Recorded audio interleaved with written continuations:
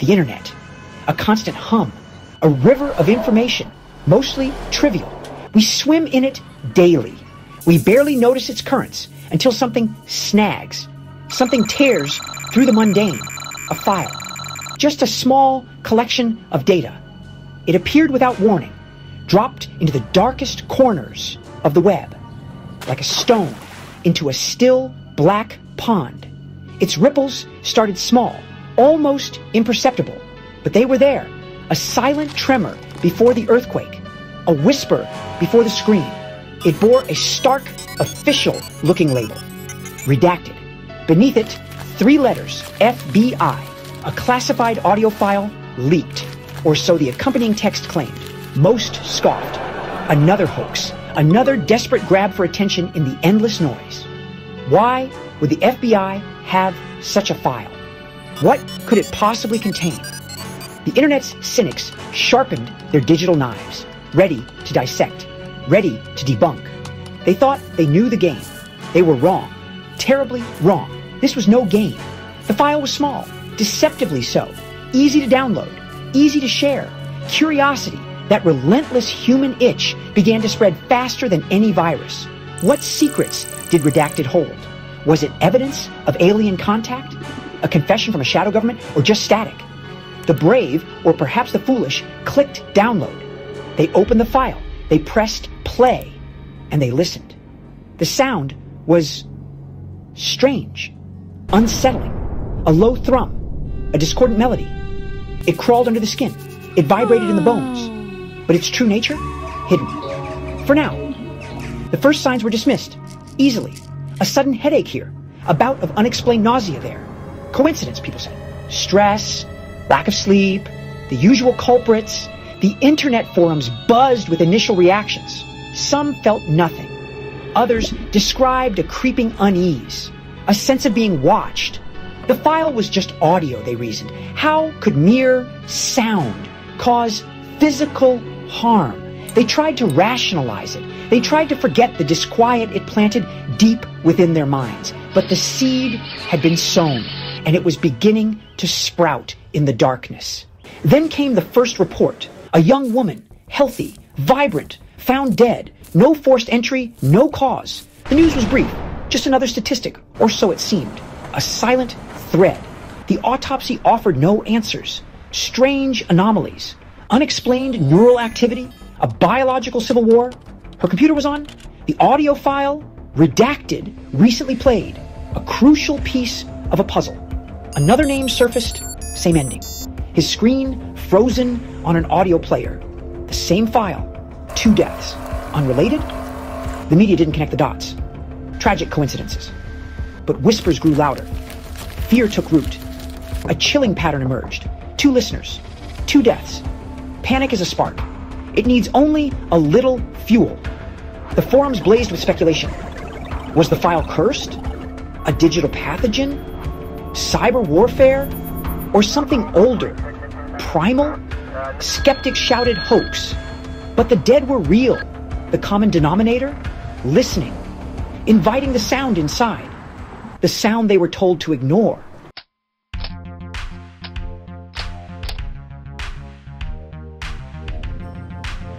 The mainstream media, always hungry for sensation, finally caught the scent. At first, it was a trickle. Small articles buried in the back pages. Mysterious deaths linked to internet file. The headlines were cautious. Question marks abounded. But the story had legs. It had a dark allure. Official sources were predictably tight-lipped. No comment. Under investigation. The usual deflections. This silence only fueled the growing paranoia. If there was nothing to it, why not say so? Why the secrecy? What were they hiding from the public? The file, redacted, went truly viral. Like a forbidden fruit, the warnings only made it more tempting. Every click, a gamble. Every download, a dare. People who had never visited the shadowy corners of the web now sought it out. They needed to hear it for themselves, to prove it was nothing, or perhaps to feel the thrill of simulated danger. The sound spread through social media. through private messages, a digital plague. Its low-frequency hum now resonated from countless speakers, in countless rooms, across the globe. Ignorance was no longer an excuse. Listeners reported new, disturbing sensations. It wasn't just headaches anymore. It was a profound sense of dread, a feeling of presence. Some heard whispers beneath the main frequencies, words they couldn't quite make out. Others experienced vivid nightmares. Their pets grew agitated when the file played. Dogs would whine. Cats would hiss and flee. The sound was more than just sound. It was an intrusion, an invasion. It seemed to resonate with something deep and primal within the human psyche. Something buried, something best left undisturbed. The world fractured. Believers versus skeptics. Those who felt its chilling touch versus those who dismissed it as a sophisticated prank. Online arguments raged. Friendships were tested. The fear, however, was universal. Even those who laughed it off felt a prickle of unease. A tiny voice in the back of their minds asking, what if? The internet, once a tool for connection, became a mirror reflecting humanity's deepest anxieties. The sound was out. It could not be unheard. It could not be unshared. The invisible net was tightening.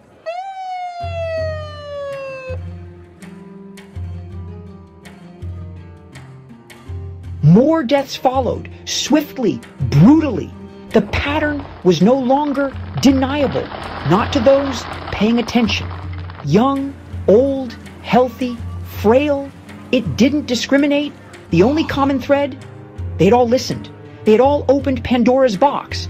The authorities were forced to acknowledge a potential link. Task forces were formed. Investigations officially launched. But they were chasing shadows. The original leaker, the one known only as Source Zero, had vanished, wiped clean from the digital world as if they were never there. A ghost in the machine.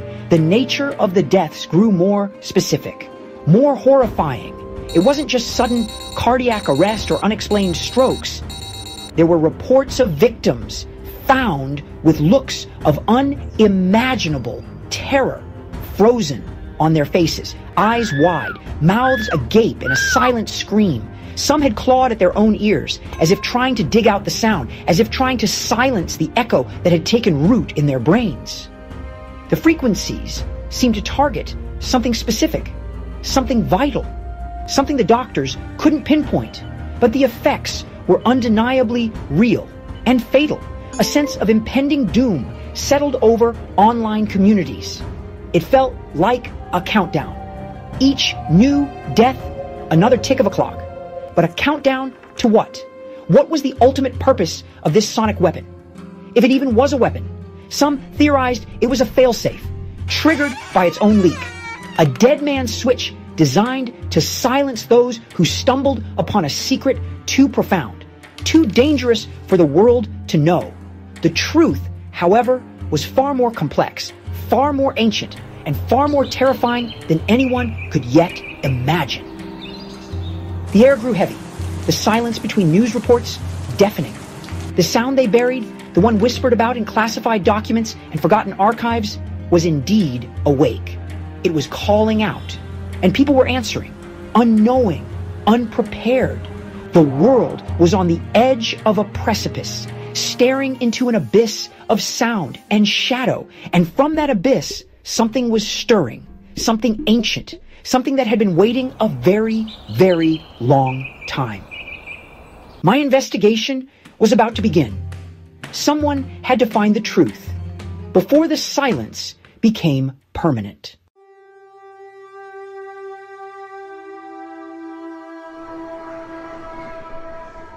My name is Alex Dresden. I host Unseen Echoes, a podcast.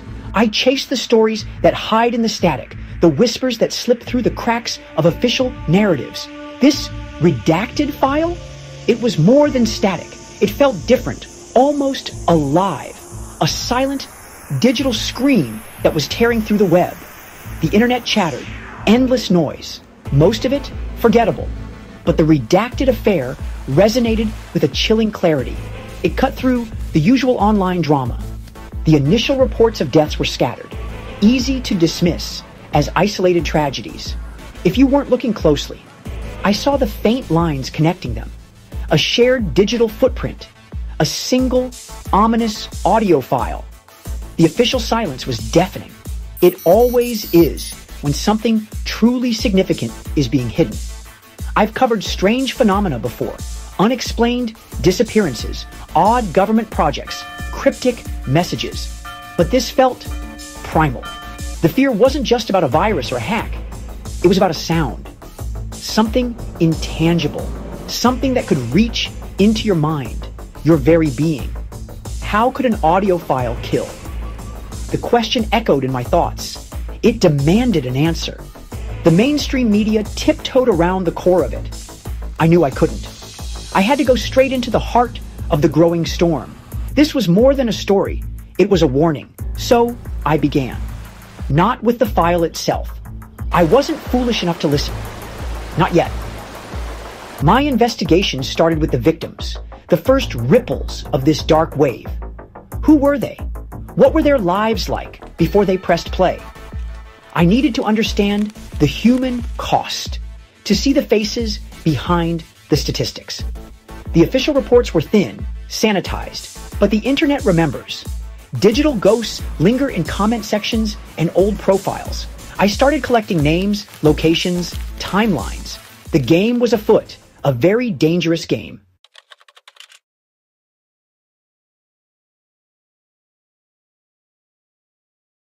My studio is small, cramped, filled with screens and wires. My sanctuary, my research hub. Here, I began to weave together the disparate threads. The victims were varied, different ages, different backgrounds, from different corners of the country, then the world. There was no obvious demographic link, except one. They were all curious. They had all sought out the redacted file. They had all listened. This single act bound them together in a fatal embrace, a fatal curiosity that I, too, possessed. I dug into the file's origins. Source 0, the leaker. A ghost in the machine, as they said. No trace, no history.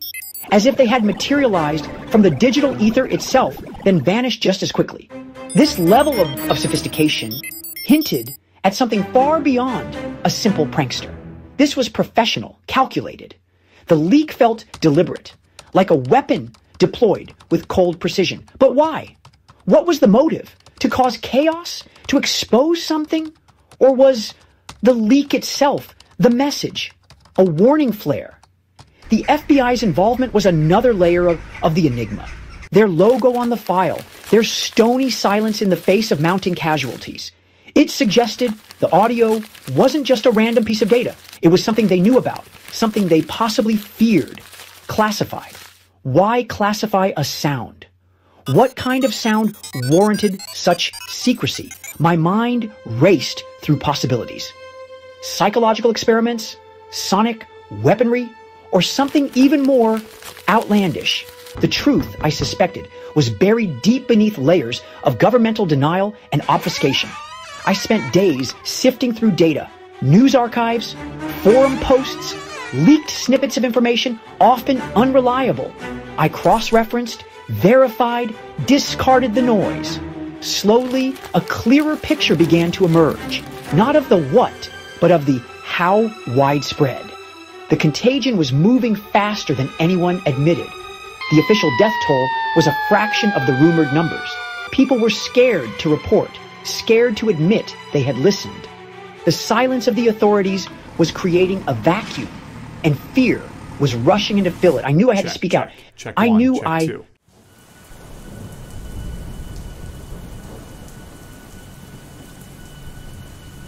It was time. Time to bring unseen echoes into this unfolding nightmare. My listeners expected me to tackle the strange, the unexplained. This was rapidly becoming the strangest, most terrifying mystery I had ever encountered. I prepped my equipment, double-checked my notes.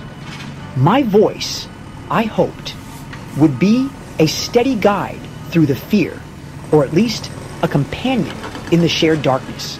I wasn't just reporting. I was investigating, live, in a way.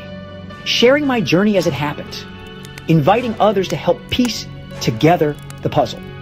The episode was titled The Sound of Silence, a deliberate irony. I laid out the facts as I knew them. The leaked file, the mysterious deaths, the official stonewalling. I avoided sensationalism. The truth was sensational enough. I emphasized the unknowns, the unanswered questions. I made it clear that I hadn't listened to the file, and I warned others against it, strongly. This wasn't a challenge. It was a plea for caution. A plea I wasn't sure everyone would heed. But it had to be said. I detailed the strange symptoms reported by those who had listened and survived. The headaches, the dread, the auditory hallucinations, the agitation in animals. These weren't just random occurrences. They pointed towards a specific targeted effect. I theorized about low-frequency sound, infrasound, known to cause unease, disorientation. But death? That was new territory. That was the terrifying leap this file had apparently made, from unsettling to undeniably lethal. I felt a chill trace its way down my spine as I spoke the words. My call to action was simple. Information. If you know something, check I said, one, check two, my voice low and earnest. If you have experienced something, if you have a piece of this puzzle, contact me. Anonymously, if you must. I knew it was a risk. For me. For them. But the silence from official channels was intolerable. Someone had to collect the stories. Someone had to try and connect the dots before more people succumbed. Before the sound claimed more victims. The episode went live. I hit publish. And then I waited for the echoes.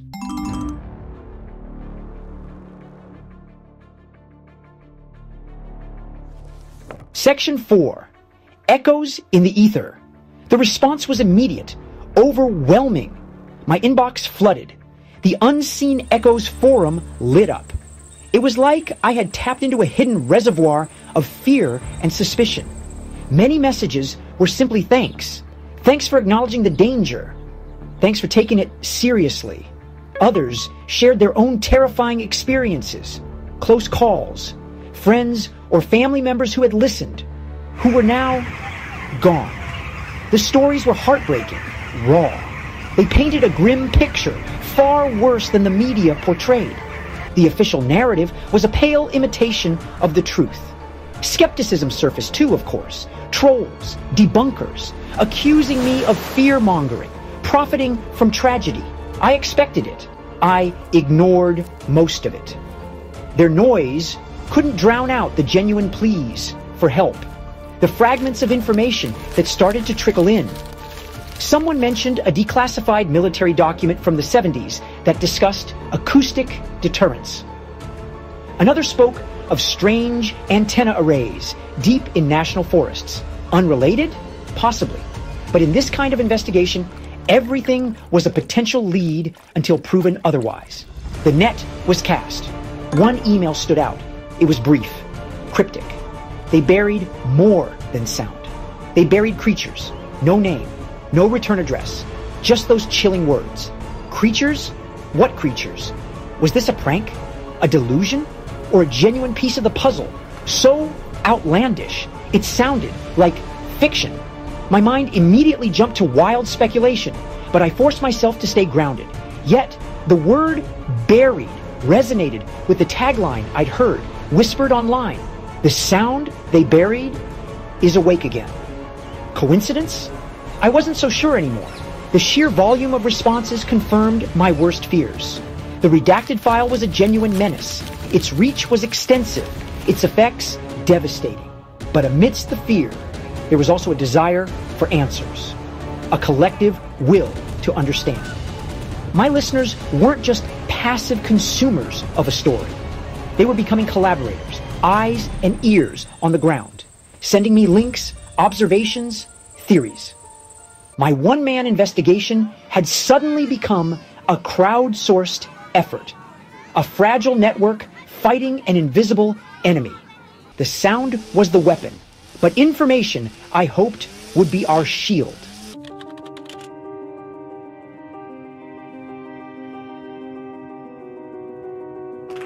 Section 5, the first dead end.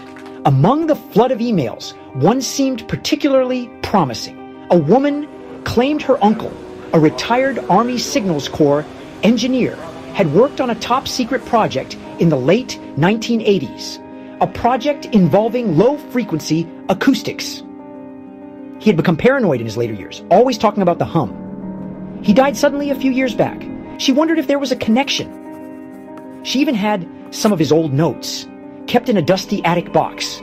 This felt like a solid lead, a potential link to the past, a glimpse behind the official curtain. I arranged to meet her, a small, quiet town upstate, miles from the city's hum. She was nervous, understandably so. Handing over a relative's potentially classified documents to a podcaster wasn't an everyday occurrence. The notes were old, faded, filled with technical jargon, schematics I didn't understand, but certain phrases jumped out. Project Nightingale, subharmonic resonance, behavioral modification. There was no direct mention of redacted, but the subject matter was undeniably close, too close for comfort. This could be it.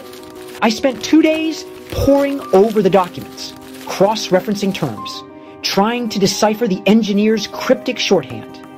The project seemed focused on crowd control, dispersal through discomfort, using infrasound to create feelings of intense anxiety and nausea. Disturbing, yes, but lethal? The notes didn't suggest that. There was nothing about fatal applications, nothing about the specific horrifying effects attributed to the redacted file. It was a piece of the puzzle, perhaps, but not the whole picture. My hopes, initially so high, began to deflate. It was a dead end, or at least not the direct path I had hoped for. The engineer's work was fascinating, sinister in its own right, but it didn't explain the deaths. It didn't explain source zero. It didn't explain the feeling of primal dread the file reportedly induced. I thanked the woman for her courage, for sharing her uncle's legacy. I left the small town with more questions than answers. The past was speaking, yes, but its voice was muffled. The truth remained elusive, hidden deeper than I had imagined. The investigation was proving to be a labyrinth.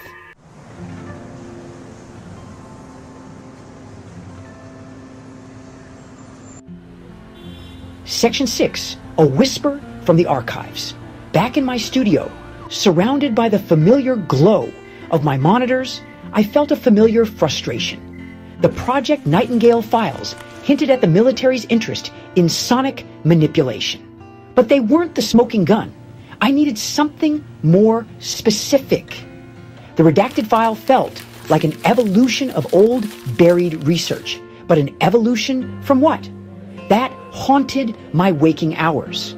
I started digging into older government archives, declassified databases, Freedom of Information Act requests. I was looking for keywords: acoustic, bioacoustic, frequency, unexplained events, containment. It was like searching for a single grain of sand on an infinite beach. But I was driven by a gnawing certainty that the key was hidden in the past, in some forgotten report, some redacted memo. My eyes burned from staring at screens. My diet consisted of stale coffee and pure adrenaline. Then I found it, a footnote, in a heavily redacted environmental impact study from the early 1980s. The study concerned a remote section of national forest in the Pacific Northwest. The footnote mentioned an acoustic deterrent system deployed for wildlife management, specifically for managing a large, unconfirmed primate species. My blood ran cold. Unconfirmed primate species? It couldn't be. The document was vague. Most of the relevant sections were blacked out, but the implication was staggering. Were they talking about Bigfoot? Sasquatch? Could this legendary creature be real? And had the military developed sonic technology not just to study it, but to control it, to keep it hidden? The redacted file suddenly took on a new, terrifying dimension. Was it related to this old program? Was the sound not just a weapon, but a beacon or a cage? A whisper from the archives had just turned my entire investigation on its head. The abyss was deeper than I ever imagined.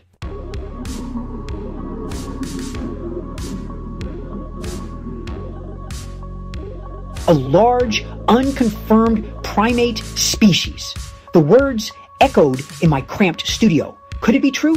Bigfoot, Sasquatch, legends whispered around campfires, dismissed by science.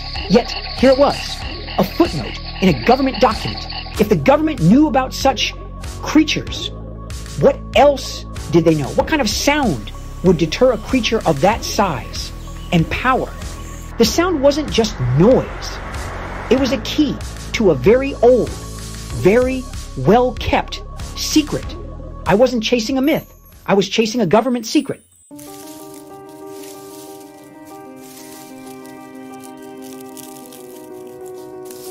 The primate clue opened a new avenue of research, a very specific one. I dived back into the digital archives, this time searching for anything related to that Pacific Northwest region. Anything about unusual wildlife management programs from the late 70s or early 80s. My keywords became more targeted. Project redacted forest name, acoustic barrier, anomalous fauna, classified primate study. The results were sparse, heavily censored, like trying to read a book with most of its pages torn out. Frustration mounted with every dead link. The government had done an excellent job of burying this. Whatever Project Nightingale was for crowd control, this primate-related research was on another level of secrecy. It was clear they didn't want anyone connecting these dots. Each document I found was a battle, a small victory against a wall of silence. I found mentions of bioacoustic research facilities in remote locations, their exact purpose obscured, their funding hidden within complex budget lines. Someone or something was being studied or contained using sound. The term ultra-low frequencies began to surface infrequently in highly technical addendums, always in the context of non-lethal deterrence. But what if their definition of non-lethal was different when applied to a creature of immense power? What if the margins for error were razor thin? The redacted file's effects were undeniably lethal to humans. Could it be a miscalibrated signal? A signal meant for a different biology? Or had its original terrifying power been deliberately unleashed upon an unsuspecting public? These questions gnawed at me. I felt like I was chasing ghosts. Digital remnants of a program that officially never existed. The original leaker, Source Zero, knew. They must have. Was the leak a warning or an act of sabotage? The more I dug, the more I realized the redacted file wasn't just a random audio weapon. It was tied to something specific, something real, something the government had gone to extraordinary lengths to keep hidden for decades. The ultra-low frequencies were the key. I needed to understand them. I needed an expert.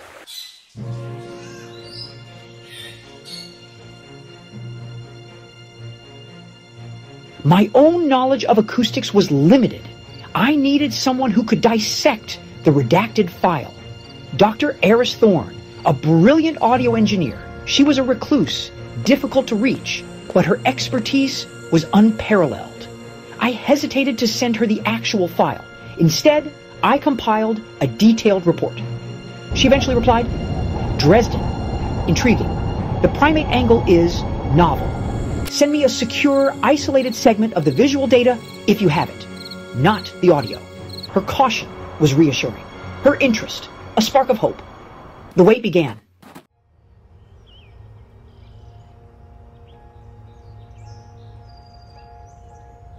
Dr. Thorne worked in silence for several days. I resisted the urge to pester her. I knew her process. She would emerge when she had something concrete. Meanwhile, the death toll continued to rise. Each news report was a fresh stab of guilt, a reminder of the urgency. My podcast listeners were clamoring for an update. I could only offer them assurances that I was working on it, that answers were coming. I hoped I wasn't making a promise I couldn't keep. The weight of expectation was immense. Then her email arrived. It was dense, technical, but the conclusions were stark. Dresden, it began. This isn't just infrasound. It's a complex layering of extreme low-frequency waves, oscillating in patterns I've never encountered. Some are well below 20 hertz, the supposed limit of human hearing. But hearing is the wrong word here. These frequencies aren't meant to be heard. They're meant to be felt, resonated at a cellular level. She explained that the energy readings were off the charts despite the apparent quietness of the file. She described how these LFs could, theoretically, bypass the ears entirely, penetrating tissue, affecting internal organs directly. The specific combination of frequencies in Redacted seemed designed for maximum somatic impact. Think of it like a resonant key, she wrote. If you find the right frequency, you can shatter glass. What if you could find the resonant frequency of human neural pathways or specific biological tissues? This isn't just sound, it's targeted vibratory assault. The phrase sent a shiver down my spine. This was beyond anything I imagined. The truly disturbing part was what she found hidden beneath the primary LFs. There are subharmonics, she explained, almost like a carrier wave, too low for any conventional equipment to easily detect. These subharmonics seem to create a bioelectric interference pattern. It's highly speculative, but this could be the mechanism causing the severe neurological damage, the terror, the cellular degradation. It's not just shaking people apart, Dresden. It's rewriting their internal signals or short-circuiting them entirely. The sound was an executioner, precise, unseen.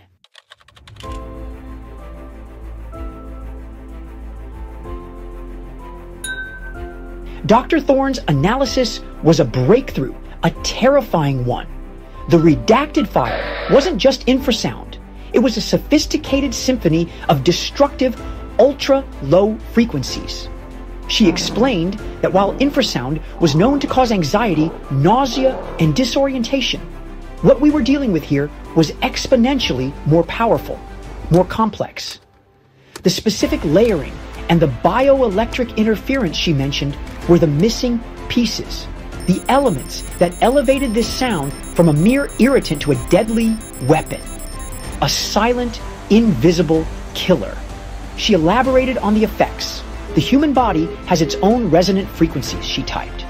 Organs, bones, even cells. If these ELFs match or conflict violently with those natural frequencies, the results could be catastrophic.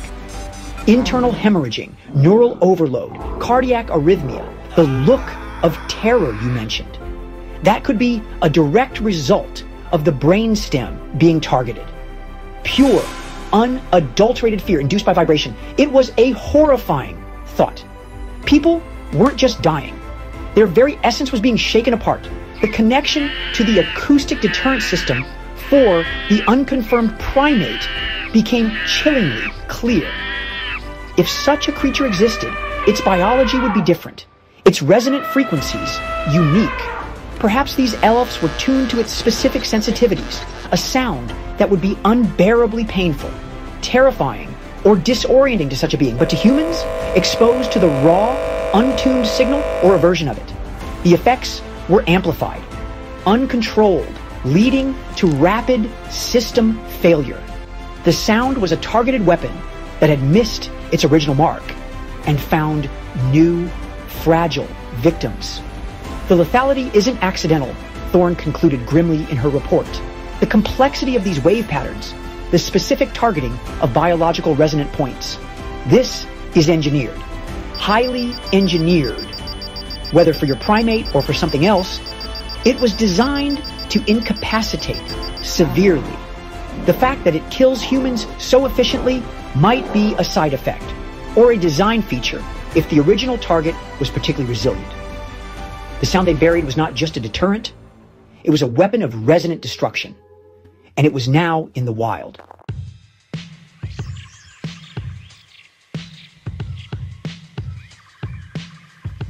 The pieces were falling into place, a horrifying mosaic of sound and silence. The ultra-low frequencies were confirmed, their potential lethality explained. Dr. Thorne's analysis gave a scientific backbone to the terror. It wasn't mass hysteria, it wasn't a curse, it was physics, weaponized acoustics.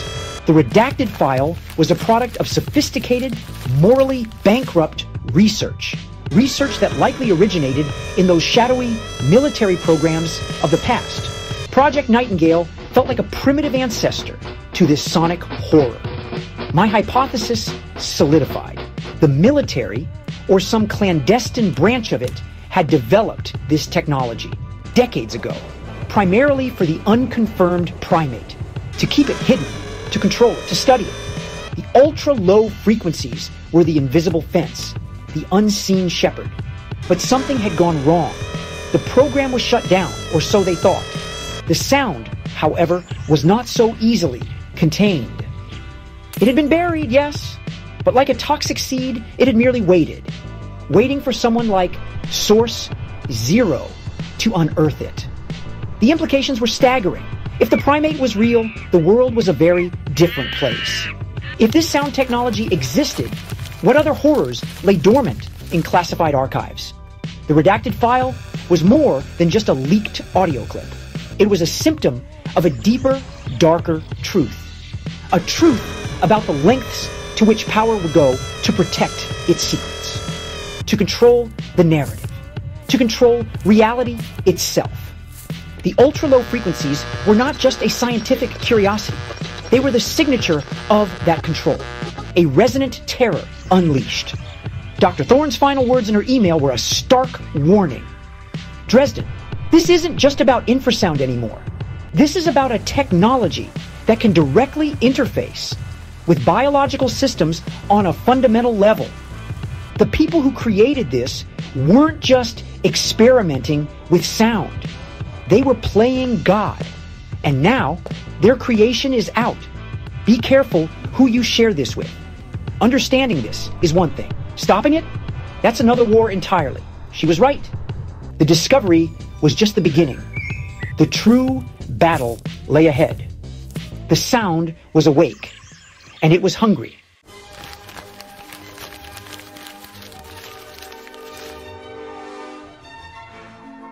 Dr. Thorne's analysis was a chilling revelation. The sound wasn't just noise. It was a weapon, engineered, sophisticated, ultra-low frequencies designed to resonate, to destroy. Her words echoed in my mind. They were playing God.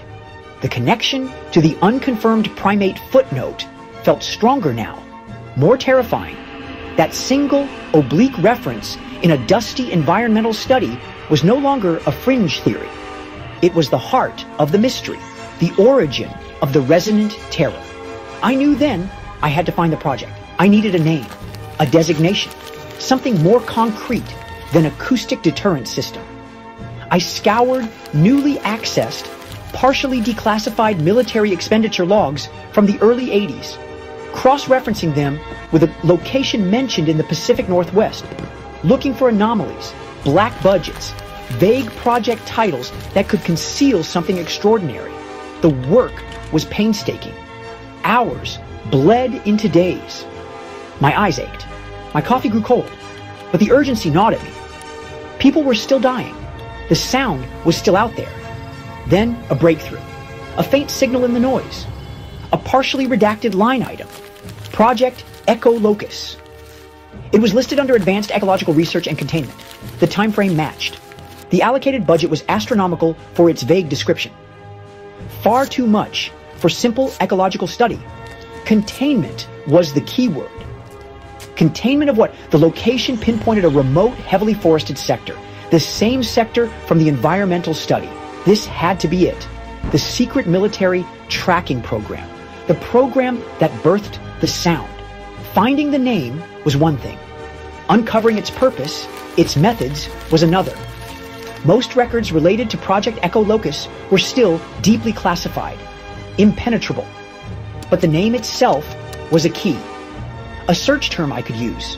I started looking for researchers, former military personnel, anyone who might have been associated with such a high-level, secretive operation in that specific region and time frame. The digital breadcrumbs were faint, decades old, but the hunt for the truth behind the sound they buried had a new focus, a new name.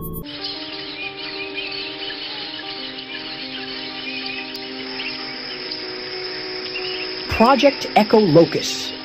The name itself was evocative.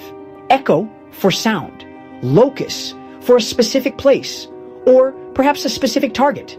I theorized it wasn't just about deterrence. It was about tracking, control, an invisible leash woven from ultra-low frequencies, designed to keep something within a designated area, or perhaps to steer it. The sheer power Dr. Thorne described seemed excessive for mere observation. This was about active management of something formidable, something the military deemed a significant, if hidden, concern. I found an obscure academic paper from a disgruntled physicist who briefly consulted on an unnamed government project in the early 80s. He spoke of theoretical acoustic projection systems capable of creating highly localized sonic phenomena from a distance. He described the challenges of focusing extreme low frequency waves, the immense power requirements. The paper was dismissed by his peers at the time, labeled as fringe science. But read through the lens of Project Echo Locus and the redacted file, it sounded terrifyingly plausible, a blueprint for the invisible leash.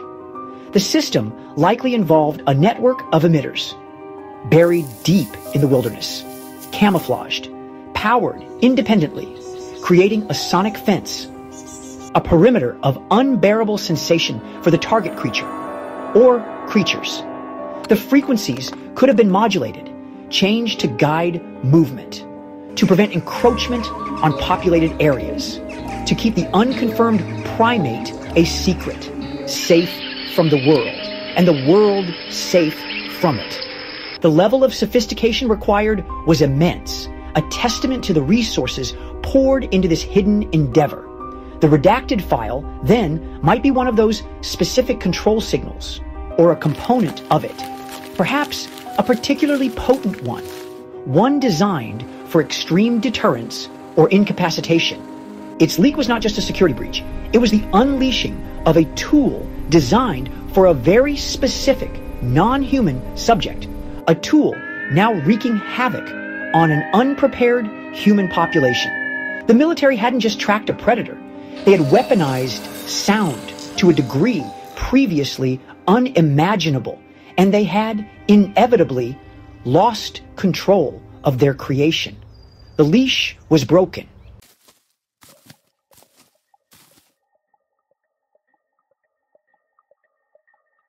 Who were the watchers? The personnel of Project Echo Locus?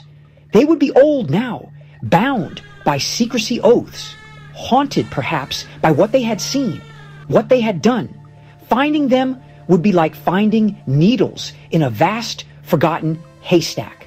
I started searching for retirement records, for scientific publications from that era, looking for names associated with bioacoustics or remote sensing in the Pacific Northwest. Any hint of government contracts. The digital trail was cold, but human memory sometimes was longer, more fallible.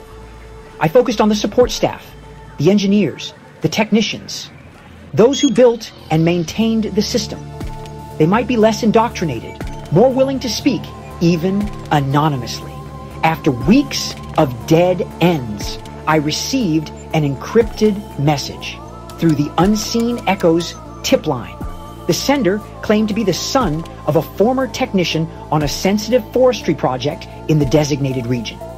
His father had passed away, but he left behind journals filled with cryptic entries, sketches of strange equipment, and recurring nightmares about the deep woods hum. The journals were a revelation. Though filled with coded language and paranoia, they painted a picture. A team operating in extreme isolation under immense pressure, working with technology they barely understood. The father wrote of the target, never named, always referred to with a mix of fear and awe. He described the sound emitters, the constant, low thrum that permeated the forest, a sound that made the trees themselves seem to vibrate. He mentioned strange readings, anomalous biological signs, unexplained events that were quickly covered up by his superiors. One entry was particularly chilling. They don't just want to keep it in. They want to understand its fear. They want to replicate it. This suggested a darker purpose beyond simple containment.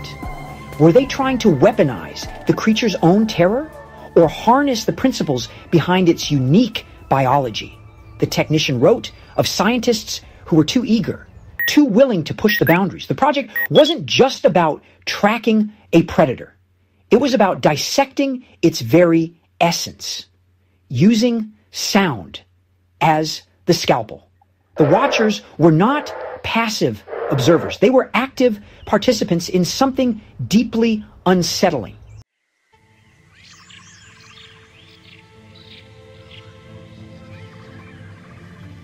Section 4, The Sudden Silence of 89. Project Echo. Locus was operational for years. Then in 89, it abruptly ended. Why shut down such a complex operation? The official record offered no answers, just silence.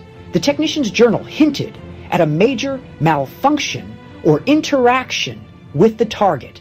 The sound turned back on us. Did the creature adapt, or did the technology become unstable? The idea of weaponized sound turning on its creators was chilling. The shutdown in 89 was swift, the knowledge classified, the personnel reassigned or silenced, the predator left to its own devices, the core research archived, a sleeping monster in the government's digital basement, waiting for someone to find the key, to reawaken the terror.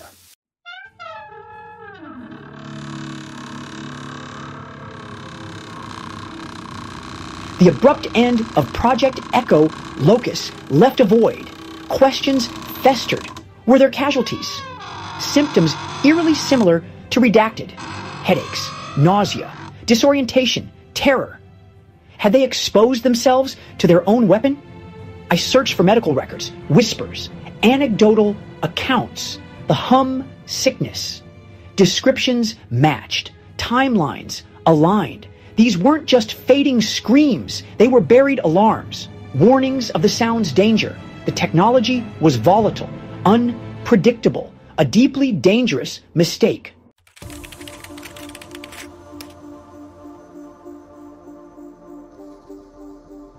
This brought me back to Source Zero, the architect of the current crisis.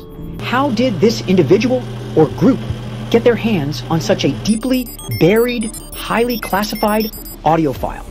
A file born from the ashes of Project Echo Locus. It wasn't something you could stumble upon easily. This required access, knowledge, intent.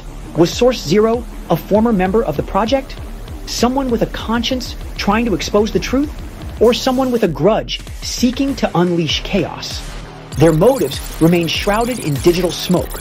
The leak was precise, not a data dump of all project files. Just this one, uniquely devastating audio. Redacted. It suggested a specific target, a specific message. Perhaps Source Zero knew of the original project's shutdown, knew of the dangers. Perhaps the leak was a twisted form of warning, or a test to see if the world was ready, or to prove how vulnerable it still was. The file itself, the ultra-low frequencies, were an inheritance, a dark legacy passed down from a forgotten military experiment. I considered the possibility of an insider, someone still within the intelligence community, someone with access to the deepest archives. Perhaps Source Zero discovered records of Project Echo Locus, understood its implications, and decided the world needed to know. Or maybe they saw the potential to weaponize it further. The ambiguity was maddening. But one thing was clear. The sound they buried in '89 was not inert. It was a seed. And Source, Zero, had cultivated it, nurtured it, and then released its toxic bloom upon the world. The military tracking program, Project Echo Locus, was the crucible. The Predator project, the catalyst. Together, they had forged a sonic weapon of unimaginable power. A weapon that was now an echo, resonating across the globe, claiming lives, spreading fear.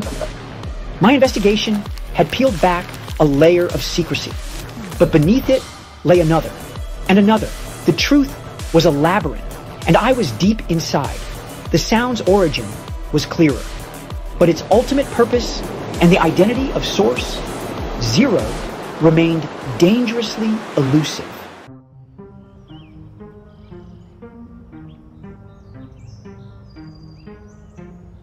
The words from that old environmental study haunted me. Large, unconfirmed primate species. Project Echo Locust wasn't just about sonic experiments. It was about Bigfoot. The legend was real. The government knew. They spent years and vast sums of money trying to control this creature. The redacted file was a key to a primal, powerful being. A being they wanted to keep buried deeper than any file. The implications crashed over me in waves, each more chilling than the last. If they knew about Sasquatch, what other cryptids were known to them, hidden from public view by a wall of silence and classified documents? The world I thought I knew felt like a carefully constructed facade, and this sound, this deadly hum, was a crack in that facade. A crack through which a monstrous truth was beginning to emerge. The truth of a hidden world policed by secret projects. The sheer power of the redacted audio suddenly made a terrifying kind of sense. Dr. Thorne had described it as a targeted vibratory assault. If the target was a creature of immense size, resilience, and perhaps senses beyond our own, the force required for deterrence would be monumental. What was merely disorienting or painful to such a being could be catastrophically lethal to the delicate biology of a human. We were collateral damage in a secret war, a war against a creature whose existence defied belief. The rising danger was no longer just about the death count from the audio file. It was about the potential unraveling of this colossal secret. If Project Echo Locust was real, and its target was Sasquatch, then the leak of Redacted was more than just a breach of national security. It was an act that could expose a reality too shocking for many to accept. The authorities weren't just covering up a sonic weapon. They were protecting a truth that could shatter our understanding of the natural world. And they would stop at nothing to maintain that silence. The primal key.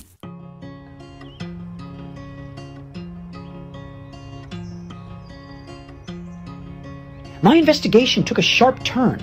I cross-referenced Project Echo Locust's area with local folklore, old newspaper archives, reports from park rangers, missing person cases that had gone cold, stories of giant, hairy humanoids dismissed as hoaxes, viewed through a clandestine project. These legends took on a new light.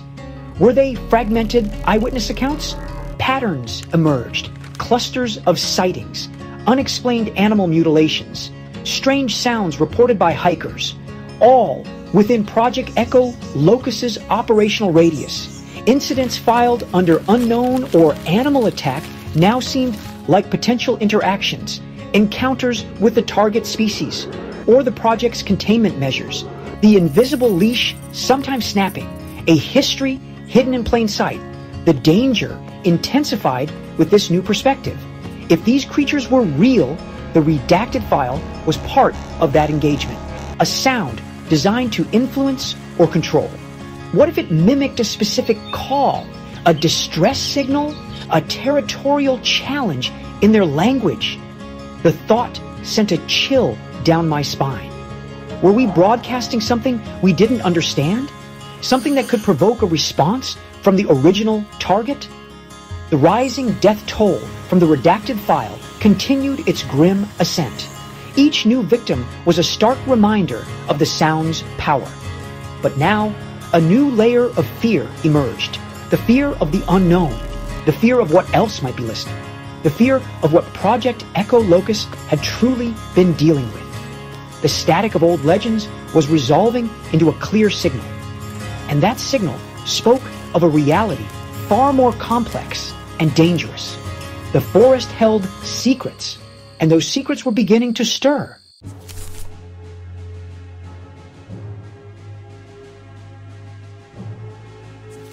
The technician's journal entry resurfaced in my mind with chilling clarity. They don't just want to keep it in. They want to understand its fear. They want to replicate it. This wasn't merely containment. This was research into the very nature of terror. If the target was Sasquatch, a creature of legend, what kind of fear could it possibly experience? And why would Project Echolocus want to replicate it? The implications were monstrous. Were they trying to create a weapon based on pure, primal fear itself? A sound that could bypass reason and tap directly into our most basic survival instincts? The redacted file, with its ability to induce a state of unimaginable terror in its human victims, seemed like a potential outcome of such research. Perhaps the ultra-low frequencies, the bioelectric interference Dr. Thorne described, were an attempt to scientifically synthesize the physiological response of extreme fear. A fear so profound it could stop a creature of immense power in its tracks. Or, in humans, a fear so overwhelming it simply shut down the system. The project wasn't just building an invisible fence. It was trying to bottle lightning. The lightning of absolute dread. This realization amplified the sense of rising danger exponentially. The scientists behind Project Echolocus weren't just acousticians and engineers. They were alchemists of fear.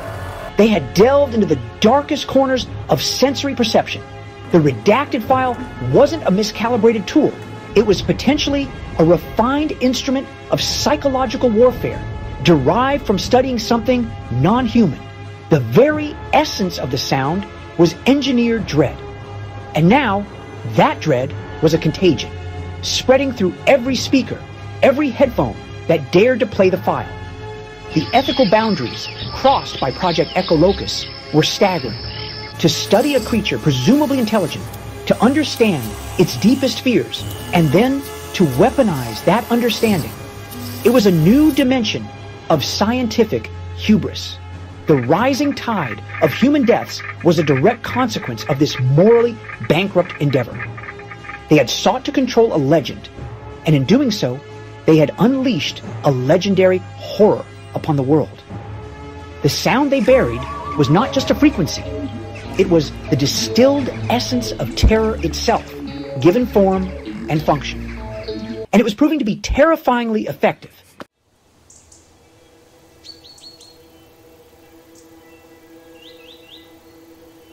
The enigma of Source Shot Zero deepened with the Sasquatch revelation. Why leak this specific file? What was their ultimate goal? Was it whistleblowing or something more sinister? The identity and motives of the leaker were critical.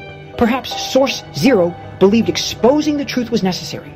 Humanity had a right to know about the hidden dimensions of its world. The redacted file was undeniable proof. But this motive felt too simple, given the loss of life. The method was too cruel. There had to be more to it. A darker undercurrent I couldn't grasp. The rising danger included Source Zero's unpredictability. Were they a lone actor or part of a larger group? Did they possess other files from Project Echolocus? The redacted file might be the opening salvo in a larger campaign. A campaign with terrifyingly opaque objectives. Were they trying to force the government's hand to create chaos, or was there a personal vendetta? The questions multiplied, each more unsettling. Source Zero might trigger a specific reaction, not just from the public, but from Project Echolocus's target. Could the broadcast provoke the Sasquatch to draw it out? A terrifying thought. The leaker wasn't just playing with a sonic weapon. They might be playing with a force of nature. Unmasking their motive was crucial. We were all puppets in their deadly game.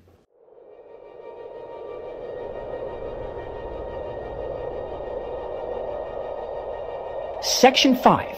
Beyond the Veil of Denial. The Bigfoot connection threatened my investigation's credibility. Yet, the evidence pointed there. Project Echolocus, the unconfirmed primate, the nature of the sound. It all fit in a horrifyingly logical way.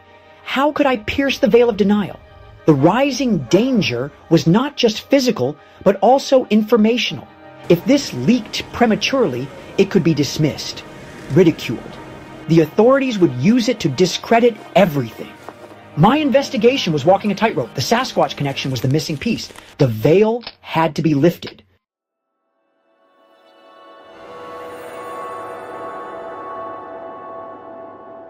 Section 6. The unintended summons. A chilling thought took root. What if the redacted file wasn't just a deterrent? What if it was a summons?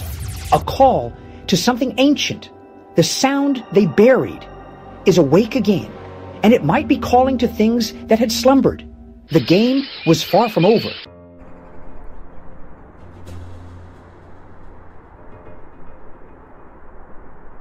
Section 1. The unveiling. My final broadcast crackled with a truth too monstrous to conceal. Project Echolocus. Its dark heart exposed. The ultra-low frequencies decoded.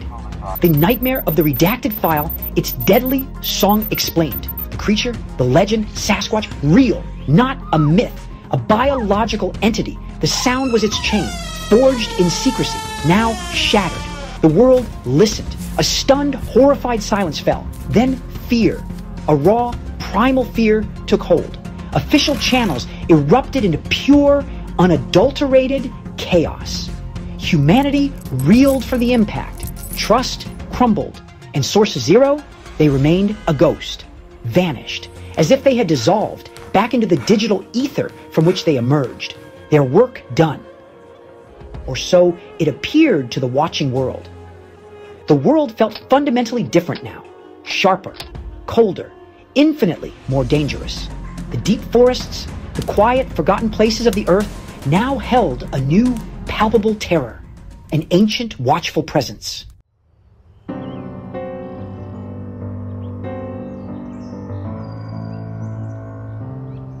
Section 2. The lingering resonance.